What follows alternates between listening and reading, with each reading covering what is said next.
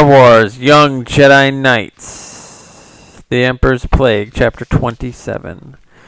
Raba's stomach lurched as she threw the Rising Star engines to full reverse and pulled away from where she had docked against the asteroid. Yes, it looked as if they might escape after all, but something was terribly wrong with her leader. Nola Tarcona coughed again. Her pale face streamed with oily perspiration. Her single head-tail writhed, contorted in convulsions of pain. Watching the Twilight woman, Raba hovered just above the rocky surface. Nola's breathing was labored, but her eyes burned with unquenchable favor. Hurry! She must get back to the Armada. Our time of triumph is at hand. Don't hesitate now. But Raba could not deny the existence before her eyes. Nola had been exposed to the Emperor's plagues. One of the diseases had killed the human born in Thol, and another had killed Relicook. And this, now, was apparent that one was working its poison on Nola Tarcona herself. Raba shook her head to clear and growled a question. How many plagues have been let loose in the Emperor's biological weapons chamber? The Twilight woman looked surprised. 3, 4, perhaps a dozen. Why does it matter? Many of the canisters were destroyed. Nola reached inside her cloak and pulled out a fistful of vials labeled human, fast-acting. Don't you see? She said, we have what we came for, the means to destroy our enemies for all time.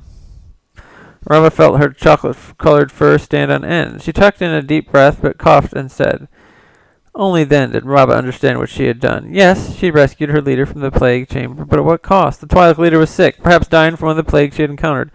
Certainly she had been exposed to both the human and Corn-specific organisms. Even if Nola's intention was to kill every human in the galaxy, how could she not recognize that she also endangered every Corn and every Twi'lek at least, and who knows how many other species would die if they returned infected to the Armada fleet? Raba shivered involuntarily. She gasped for breath again, but the air seemed heavy and hard to breathe. By going into the plague chamber to rescue her leader, Raba herself might have been exposed to a virulent plague that could have been fatal to the Wookiees. Perhaps she was doomed as well. With her clawed hands shaking, Nola Tarcona attempted to work the co-pilot controls and take the Rising Star and heading toward the Armada.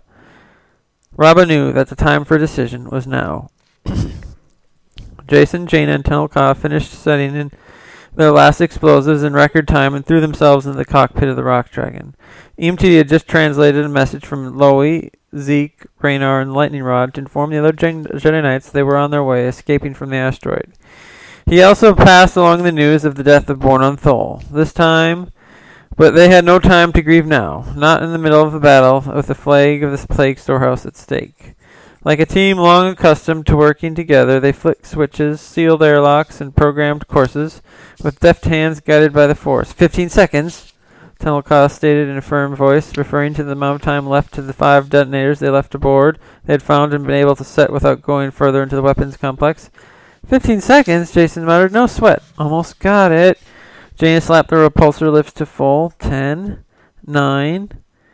Tenelka hit the switch to release the Rock Dragon's airtight seal on the depot docking hatch.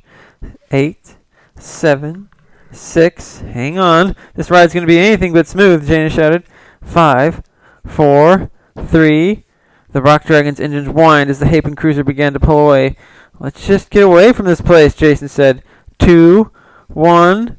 The Rock Dragon lifted fractionally from the pad on which it rose, and then rested, then higher. 0. Although the Rock Dragon was no longer touching the ground, the asteroid rocked around them.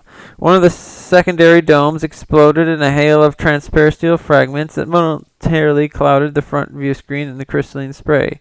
Something struck the Rock Dragon hard. Get those shields up, Jaina barked at her brother as he scrambled for the controls. None of the companions had a chance to fasten their crash webbing, and the blow sent them reeling out of their seats.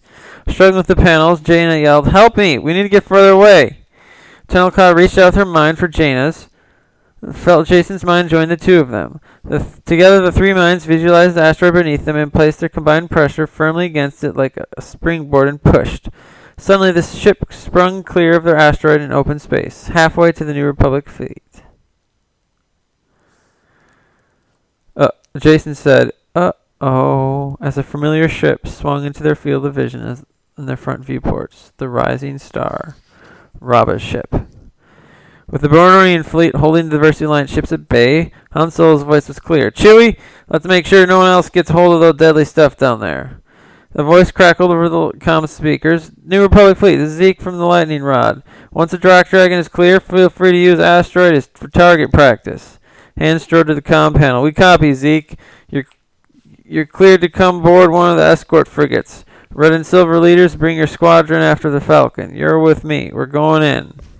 Rama pulled the Rising Star into a backward arc to avoid hitting the rock dragon. Just shoot them!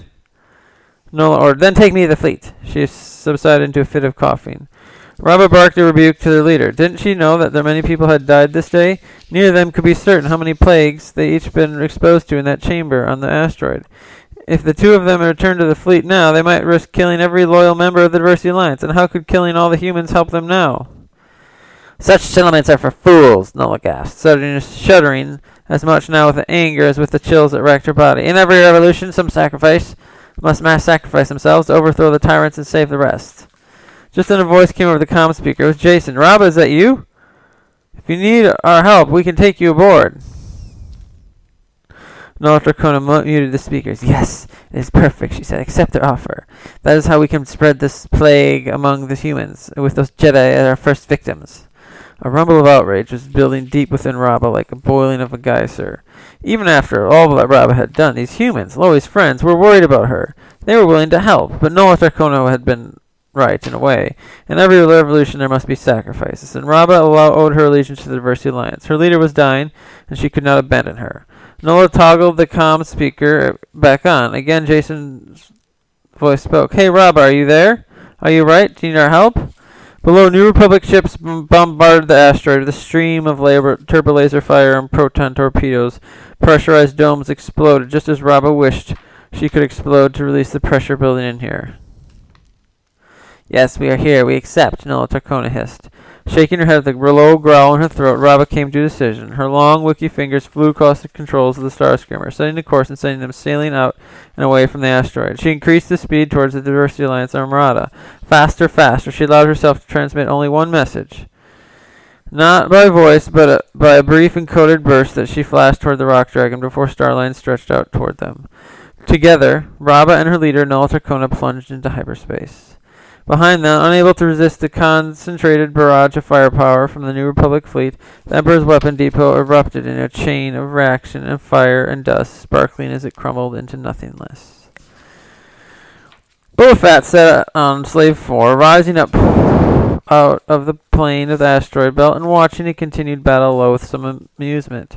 Tycho Thol had paid him for his efforts, and Fett was once again between bounties. The passion and devotion some people gave to their causes, their sacrifices, never ceased to amaze him. It seemed a terrible waste of energy, and not profitable.